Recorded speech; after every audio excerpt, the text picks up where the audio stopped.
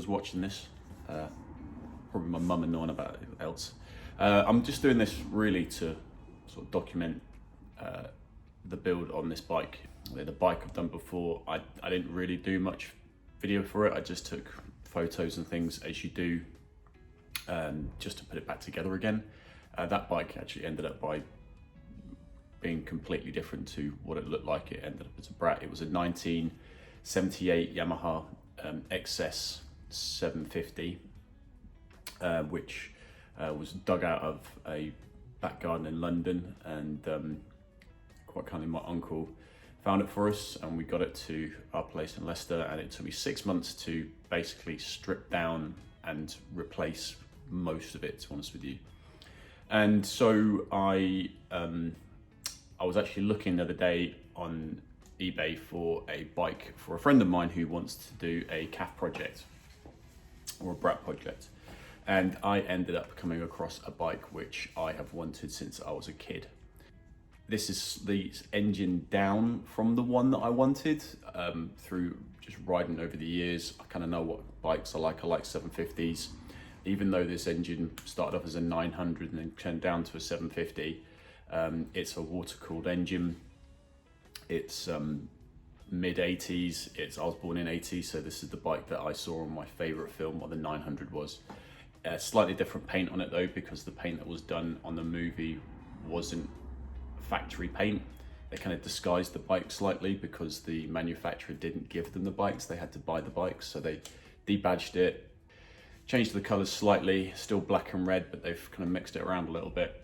And the iconic look of it was just unmistakable though. And I saw it on, it was actually Facebook Marketplace I found it on. And it was a 1985 Kawasaki GPZ, for the Americans is GPZ 750R. So this is the water-cooled, fully faired, with a belly pan bike that was in Top Gun. And so this bike was listed as a non-runner project bike.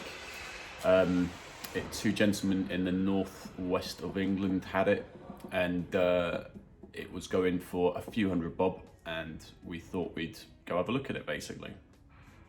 We got there to the bike and it was a pretty bad way. Literally the fairing had just been thrown back on it really. It was obvious that it'd been sort of gone at. Everything had been taken off by the looks of it and then re-put back on again, apart from engine and some of the bigger components to it. The wiring loom had been completely unplugged. The lights, all the switch gear, everything had been off the front end of it. All the plastics had been off. The backlight wasn't plugged in, but it was all. So basically, you get the picture. All the fairing was off, and it was in a way. And we looked over it, and it just looked bad, basically. But the engine was free, so we were told. So I thought it was too far gone, to be honest with you. The swing arm looked bad. I didn't really want to get into the guts of another bike again. And so we went to drive away. Head and heart sort of disagreed a little bit, and we phoned up and said, look, I'm still sat outside. I made an offer basically. It was a low offer, but I kind of had to give it a punt. I wanted to pay I paid what I wanted to pay, and they accepted it. So we put it in the van, and then we brought it down to my friend Dan's workshop, which we're in now. Now you might see Dan from time to time because he's going to help me on this a bit. He's the legend of you. I'll put a link to his own YouTube channel in here. And so we now basically have this. So what the first thing we're going to do with it is all the fairings down here in boxes. I've been through it all. There's a few things missing. There's a few things that I'm not too sure about. There's a few extra stuff as well, which is a little bit random. But the first job basically with this, before we really even think about going far down the line with this, is to make sure that engine is still free. So with the XS, The excess cost like 300 quid. It was dug out of someone's garden. It looked an absolute state. The whole thing was wrecked on it. The frame was almost gone. The engine was seized. I think the only thing that I actually managed to salvage was the rear drive shaft, the wheels, and the tank, pretty much. So on this bike, what we want to make sure is, first of all, that thing there is actually free and working. And then once we know what state the engine's in, because that kind of makes or breaks sometimes a project like this, we'll make sure that's freed up, have a look inside it, we'll take the head off it, have a look at the valves, have a look at the pistons, see if it's all right. Hopefully when we just turn it, we should hear a little bit of sucking, a little bit of popping maybe if the pistons are turning well. But it's a pretty easy thing to do. You don't have to put it into gear and shove it around and stuff. It literally just take the side off it and literally just crank it around just to see if it works or not. If the engine is in a good way, what we're going to do then is then put it back onto the bike, just soft fit it back onto the bike, hook it up quickly. The electric's been pulled apart, so we're going to see if we can generate electrics, and we're just going to see if, even if we just get a little bit of fuel in it, just see if it runs. If the engine has some life in it, then we're going to strip out the whole thing, literally nut and bolt the whole shebang off, strip it down to frame, blast the tank, blast the frame, clean everything up, get the carbs ultrasonic and done, repaint everything, and then put it back together again. So what we're going to do is we're going to take a quick look around the bike so you can see the state which it's in already, and then I'll start talking you through how we're going to see if the engine is seized or not. So yeah, we'll have a quick look around and then we'll get gloved up and ready to go, because we have to take some oil out. That's really messy. So right, let's get into it. So here she is. I said she's an 85 GPZ 750R. So the R was the fully faired version, not just the top tank and the fairing at the back. And it also, which you can't see here because it's obviously not on, it's just here. There is also a radiator, because this is both it's oil cooled. It's oil cooled, and there is a radiator there as well. There's also a big bracket that goes in the front there, which all that's held onto, not with cable ties. Just gonna run from front to back on the bike. There's an anti-dive system on this one actually, which is when you pull your brakes on, you don't sort of pull onto the, don't dive onto the suspension. Wheels don't look massively too bad. They've also got a fair bit of corrosion on them, but they there don't seem to be any splits or any dents or dings in them at all. You know, a bit of elbow grease and wire wool, a bit of masking, and a good repaint. They should come up all right, to be honest with you. These brakes, there's a little lip on the brake there, but as you can see, it's really rusted through. So we can either take them to a specialist and get them sort of just skimmed down a bit. There's not too much of a lip. We'll see when we take the brakes off how easy they come off to do. So the caliper looks like a pretty decent shape. I'm not going to worry about what the brakes looks like. So the fairing that we do have, you can see it's a fair bit scratched up in places, and if there's only one crack actually on the main piece of fairing. This is all aluminium, so this can get all blown out and powder coated. Let's do it at the front here. So obviously there's a big plastic cowl there missing. Everything's kind of like I say, this is pretty much how we found it. So bits aren't bolted on. There's stuff hanging off it. The loom has been disconnected in places. Even the ignition, it's obviously someone's taken it off at some point. Dials look okay. These look pretty good. These will clean back up nicely. If the electronics are working on them, they'll be okay. The cables are hanging off. So everything, as you see, it's just been loosely finger tight back on again. So it's broken at the end there.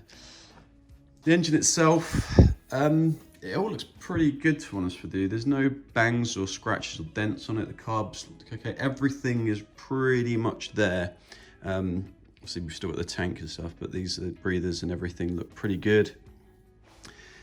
Battery missing. All the electrics are still hooked up. But you know, it don't look too bad, to be honest with you. Again, all the aluminium bits can clean up as well. For some reason, the chain's hitting this, see that? When we pushed it around, we noticed the chain's hitting the stand. This is just the kickstand. And it was also hitting the center stand as well. Never really liked these parts of the swing arm, to be honest with you. This is like a reinforcing bracket which goes up to the front here, but because of the cut at the end there, it just looks like it's not supposed to be there. It's different on some of the other models as well, but again, this is an aluminium part, so this can be taken off and blasted, cleaned up. Back sprocket obviously will get replaced when we replace the front sprocket as well. The back end of the frame, it's bolted to the main frame, which just sits over the top of the engine. So that looks pretty good to us. So it's all square, it's all not looking too bad. Brake caliper missing from here. Brake disc has got a bit of a lip on it again, rubber missing. But in all fairness, you know, it's not looking too bad for what we bought it for. Some people might go, Jesus Christ, what the hell?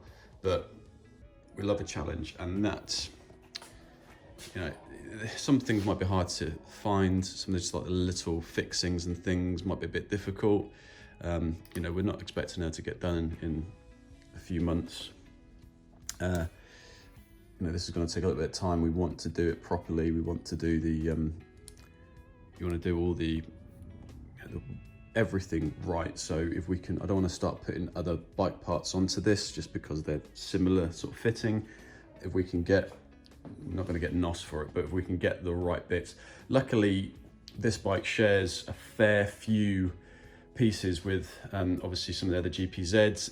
This engine, I believe, tell me if I'm wrong or not, actually started life as a 900, and then they basically relined the actual head on it, so it's a smaller capacity engine. So instead of a 900 capacity, it was a 750 capacity.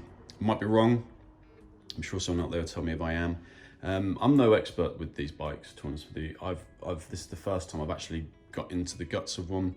I've only built one bike before, and that was in my garage with mate, and I really kind of didn't throw that together, but that was really, you know, I just did it as I went, really. I had a plan for it, but it wasn't ever really to a design. I kind of put on what I like to put on, whereas this one is going to be harder because trying to source the right elements and do it the right way. But hopefully at the end of it, we'll have pretty much, you know, almost brand spanking new looking bike. So we're going to see if we can actually strip down a lot of these elements ourselves and get them repowder coated.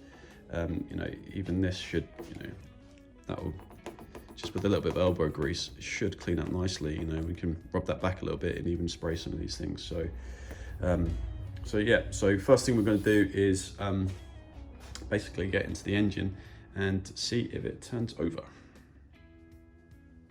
Okay, so on the left-hand side of the engine, this is where the this is what we want to get into. There's a little inspection port here, which is quite cool for the timing and stuff. But this is where we can actually get in there and actually crank the bottom end to fire the pistons back up and down, just to see if they are seized or not. So this is an 8mm just socket. It should be pretty easy just to loosen off. With most things like this, to make sure they're undone evenly, I'll go pretty much diagonally on all these things, so corner to corner, and these are the opposite ones. So we'll get this taken off. Got some crap. That should just come off. There's a little bit of oil in there. So what we'll do is we'll clean that all up before it goes back on again. And here we are. Now this is what we want to get into as well, is the so this is the main bolt from the bottom of the crank basically, and this works out the timing. And you just see inside there, I'll just show you. So you can see the chain in there as well, and you can see all the other components for the actual timing itself. So what we're going to do is we're going to put a socket on here, and there's a little F there basically, which means a little arrow. So that's the way it travels, is that way. So yeah, we're going to stick a socket on there, and we're just going to see if it just turns to make sure all those pistons are firing up and down basically. So it looks like so let's get that then. So it's a 24mm socket we're going to need to put on this, and it shouldn't really need too much of an arm. It should, if it's going to turn for us, it should pretty turn quite smoothly. So I mean, it should just be as simple as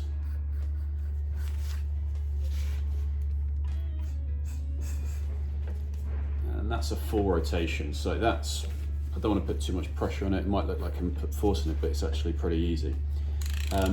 Also as well, I don't know if you can hear that, but I can hear air being sucked in through the carb and also going out through the headers there as well. So that is sounding pretty good. Right, so what we're going to do now is we're going to put this back on again.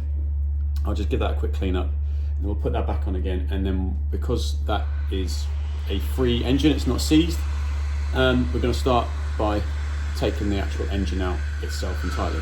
So let's get back into it.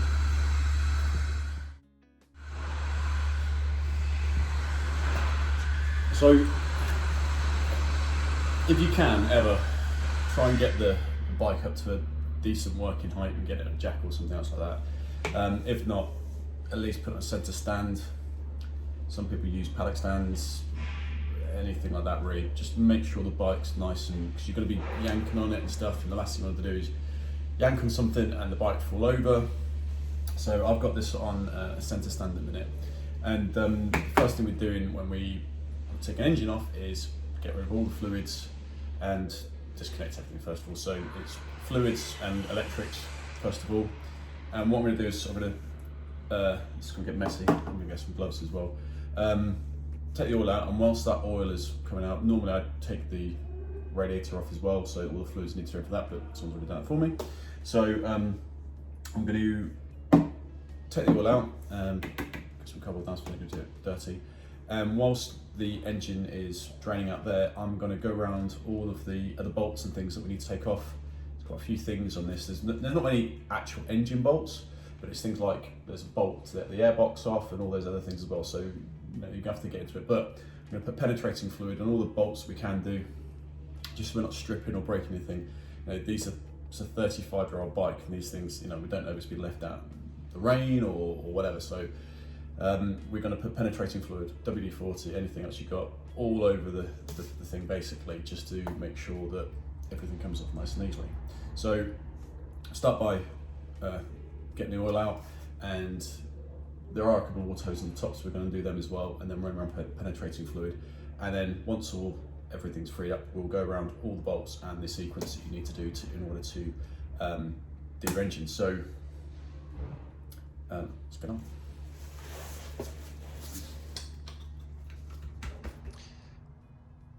So we've taken all the oil out.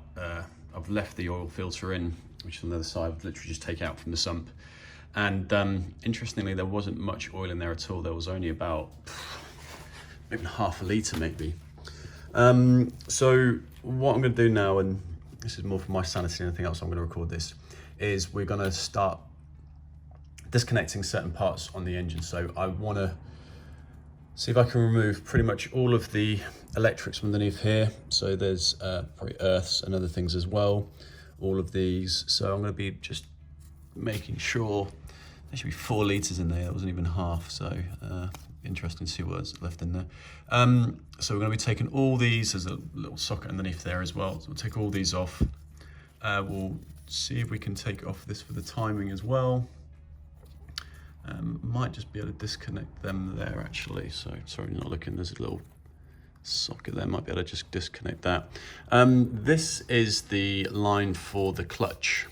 So we're going to have to disconnect this this hydro line as well. And what we're going to do is, so there's a bolt just at the back here for the engine, just the back there. And there's also the 2 bolts that's on the front. There's probably one on the other side as well. We'll check that. I'm going to take off a few other little bits and pieces as well, just to make my life a little bit easier. But the first thing we'll do is we'll go around with the WD-40, spray all that up. I'm going to take this box off so the box and the carbs come out as well if I can do, because they are quite difficult. I've seen people break these before trying to get in and out. So all of this is pretty much going to come off with the bike itself. I'm going to leave these hoses on for just now. People do say you should take them off, but I think for just now, because we want to basically have the bike in almost still running order, what we're going to do is just need to put new oil in it anyway, so I'm not fussed that we've taken the oil out, but we are going to be putting this engine back onto the bike as soon as we've actually got into the head of it. So I don't really want to completely strip it down at this point. I'll be leaving things like the starter motor on if I can do. So as much as I can keep on there, I will do, and it's only then when we actually start really, you know, when if we can get the engine to fire, like I said, it does, then we'll basically take everything off afterwards. So the essentials off first of all, get it off there so we can get into the head just to check to see what it looks like, and then we'll take it from then afterwards as well. So I'm gonna just go around all with some WD-40, spray all the bits I need to do, take all the electrics off that I need to do as well, and just to make my life a little bit easier, I'll probably take some of these fairing brackets off as well, just to get rid of that, because that needs to go anyway. So yeah, we'll do that. So just while that penetrating fluid's just taking its time, I'm just gonna say, so we've got the crankcase cover here, which we're gonna take off. Again, like I said, the hydraulics on there, the bolt underneath here. I'm probably gonna take this plate off as well. We're gonna box this up and label this all up as well, because that's gonna be off, we're not gonna be putting that back on again until the bike's ready to go. I just wanna take you around this side. So on this side, we've got a bolt that's already kind of brought out here. Now, that doesn't seem to be actually connected to anything else. So be interested to find out. I'll look on the manual to see what that is for. But we've got the obviously ignition cable up here. We'll need to get taken out. And on this, I think this is some sort of pump here, possibly, or some degree of. So it's hooked up to the heater system anyway. But there's a hose that comes off it. So there's a hose that comes off it which goes up to there. So that's the breather for the top of the tank, basically, where you fill up with water. That's fine. We've got a little connector here, so we'll undo that as well. It's a little bit corroded, so we've just undone this one. I'm trying to be really careful with making sure I know where all the electrics go. And there's another one under here as well, so we'll just disconnect that one. And that looks a little bit better. So where does that one go? So this one comes out the top here. It's a little yellow wire, and that just sits in the loom. Okay, so that's there. We can leave that because that all goes into it. These are the coils: right hand coil, left hand coil, green, red, and black and red. So that's easy enough to know. Don't know what that's hanging off there, but we're going to leave those coils on there. But we will take the plugs out. Well, we'll take the leads out anyway. So that's that disconnected. We'll disconnect all these cables off the carb as well. That feels like it's a bit jammed up there, so we'll get that all off. Shouldn't be too much of a chore. And then fuel filter can stay on there for just now. But yeah, there's a hose that runs all the way from the filler here, all the way down from the top, and there's a Jubilee clip underneath here, so we'll take that as well. But like I said, put penetrating fluid on everything else. Check they haven't done for this bolt at the bottom here as well, so we need to do that bolt underneath there. Make sure you're doing the right bolt underneath there, because obviously you don't want to do your center stand and the whole thing just collapse on you. So yeah, another thing that's lovely is you put down on the brake pedal and the piston shoots up. So that's all very, very, very tight. So and you can see that, but push down the brake and the whole piston system moves up. So yeah, no battery in this one, so we've got a new battery in order as well. So hopefully when that comes in, we'll know what state the engine's like. If we take the head off it and it all looks all right, we will be putting a new head gasket on this. Don't get a cheap head gasket, pay at least 40 quid for one. because if you're putting this engine back together, and the last thing you want to do is you be the reason why it doesn't work after 500, 600 miles. So yeah, any gaskets and stuff, even the head bolts, if you can replace them, if you take it off, do so as well. Right, so the penetrating fluid's been on there for a while now, so let's see if we can actually start taking some stuff off. I'm going to take all of the peripheral stuff off, so all the electrics off, all the little hoses, all the clips and stuff, and then when we actually start taking the engine itself off, I'm going to put a trolley jack underneath it. So that's why I wanted all the cables gone and things. I will be putting a piece of wood underneath there as well to support it. You can use a hoist or something like that. We do have one in the shop, but for the sake of this one, I'm going to put it on a trolley jack because that's what most people will do at home as well. Can be a two-man job, so we'll see how that one goes. So we've just taken the crankcase off. You see here it's 5 bolts. One that obviously goes through the clutch cylinder as well. So a little knock with a rubber hammer will bring it off. But the one fine thing that we have done, which is going to be interesting later on, is so this is like a hydraulic cylinder basically that pushes this pin in, this float pins. Now, push it in for the clutch basically. That's how the clutch works. Now that is seized. That's basically that's yeah. So we are either going to have to replace this or somehow find a way of fixing that. So one to watch out for later. So what I'm going to do is we're going to take this crank off this, and we're going to replace this anyway when we do the chain and the rear sprocket anyway. So we'll take that off and then we'll pop that back on again just to protect it, and we'll then get all the bolts off. So as I said, we're going to take the crankcase off and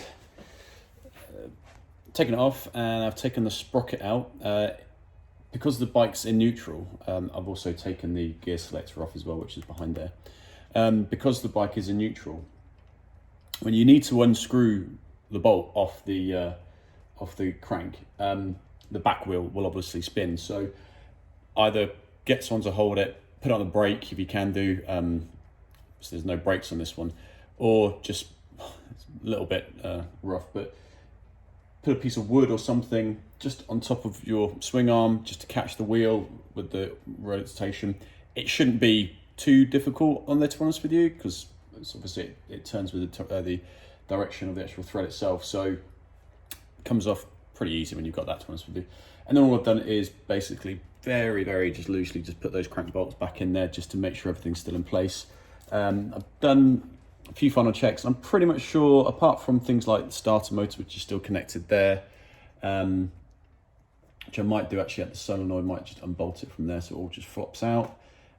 Be fun to feed back in though. I've undone the box here just a let it go. It does look like the carbs actually aren't connected to the bolts, to the box even, sorry. It looks like it's see that little gap there. I hope no one's been running it like that. So we'll see how easy that comes off. So now I'm going to go and I'm going to put a jack underneath this, take the weight off it, and then I'm going to start undoing all these bolts. I'm going to throw some more dub in there first, for some WD-40 in there first of all, then get the stand, and then let's see if we can start getting this off. So managed to get 2 bolts at the back, both go through, and I've just managed to get this one out of here. It wasn't too bad, to be honest with you. The nut on the other side of this bolt was a 17mm, and this is a 14mm here, so but just want to show that a bit of rust on this thing, but another bracket that hangs off this as well. So this is just for me to keep an eye on that. It's definitely an engine bolt, that is. Look at it, the size of it. So you're very interesting. There was a 17mm on the end of that, and there's a 14 here, so I'm going to keep them 2 together. Hasn't dropped out yet. I've still got to take this part at the bottom, which is still need to cut that one, and we need to take out this one at the bottom. So what I'm going to do is I'm going to take this one out first, and then we'll look at cutting that and knocking the other one, and then the whole thing should just drop down. So as I mentioned before, I'm going to get a grinder and a Dan to get the engine out, and I got a grinder and I got a Dan. There he is with his grinder, and there's an engine out. So we did notice a couple of things. First of all, this left-hand side, that first cylinder, a bit of rust in there. We did have to take the carbs out first. They were an absolute nightmare to do. And also that last bolt that was stuck in the bottom there, that was we had to end up by cutting that as well. So now it's free.